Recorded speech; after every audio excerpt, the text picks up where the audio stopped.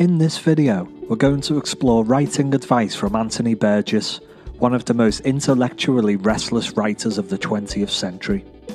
Best known for A Clockwork Orange, he was also the author of more than 30 novels, countless essays, criticism, biographies, screenplays and musical compositions. Burgess was a linguist, a composer and a fierce defender of the writer as craftsman rather than mystic. His signature style blends verbal exuberance, moral seriousness, satire, and a deep fascination with free will. Above all, Burgess believed that writing was a discipline, something learned through work, not divine inspiration. The following 7 tips capture his practical, sometimes bracing approach to the art of writing. Number 1. Treat writing as a craft, not a mystery. Anthony Burgess once stated, "A novelist should learn his craft as a cabinet maker learns his." Burgess rejected the romantic idea of the writer as a passive vessel waiting for inspiration. For him, writing was a skilled trade that demanded study, repetition and technical mastery. Just as a cabinet maker understands wood, joints and tools, a writer must understand language, structure, rhythm and narrative mechanics. This means reading widely, studying grammar and style, and paying attention to how sentences are built. Burgess believed that talent without craft leads to inconsistency, while craft without inspiration can still produce solid work. His advice encourages writers to demystify the process and take responsibility for improving their skills through deliberate practice. Number 2. Master language before you try to break it. Anthony Burgess stated, "You can only play games with language if you know the rules of the game."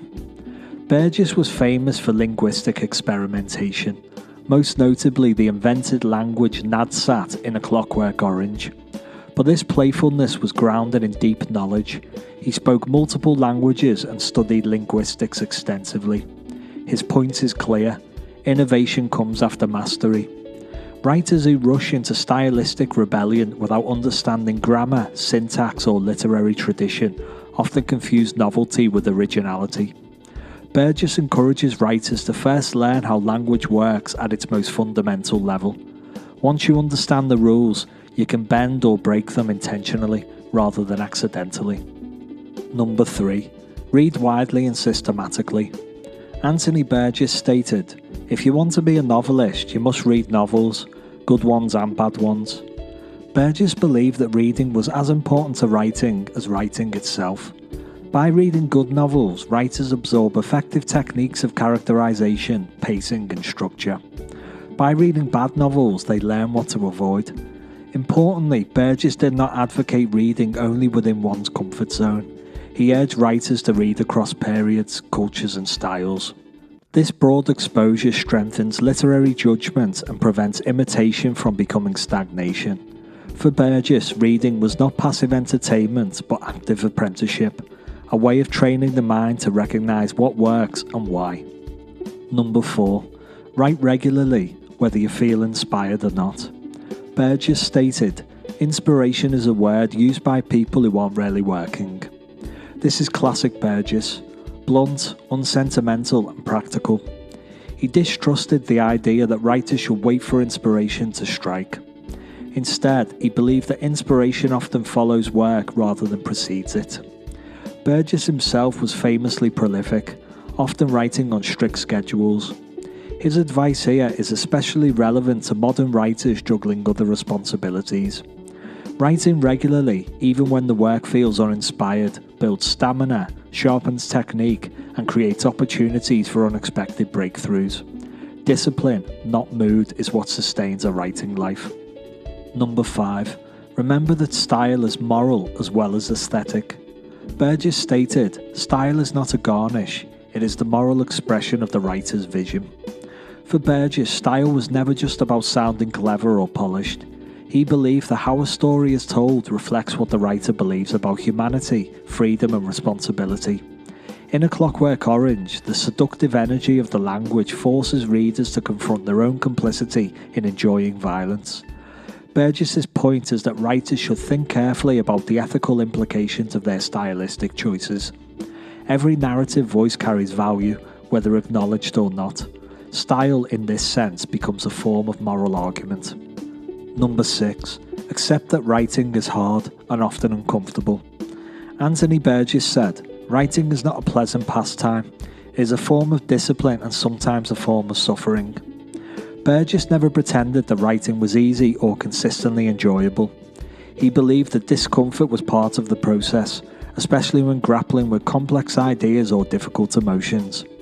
Rather than seeing struggle as a sign of failure, Burgess viewed it as evidence that the writer was doing serious work. This perspective can be reassuring for writers who feel discouraged by resistance or self-doubt. Difficulty does not mean you lack talent. It often means that you're pushing beyond what is easy or familiar. Number 7. Don't take yourself too seriously. Anthony Burgess once stated, "Laugh at yourself or the world will do it for you." Despite his intellectual rigour, Burgess had a sharp sense of humour and a strong distrust of artistic self-importance. He believed that writers who become overly solemn risk rigidity and pretension. Self-irony, by contrast, keeps the work flexible and alive. This doesn't mean writing without seriousness, but writing without ego. Burgess's own novels often combine comedy with philosophical depth, demonstrating that playfulness and seriousness are not opposites. For writers, the ability to laugh at oneself can be a safeguard against paralysis and creative fear.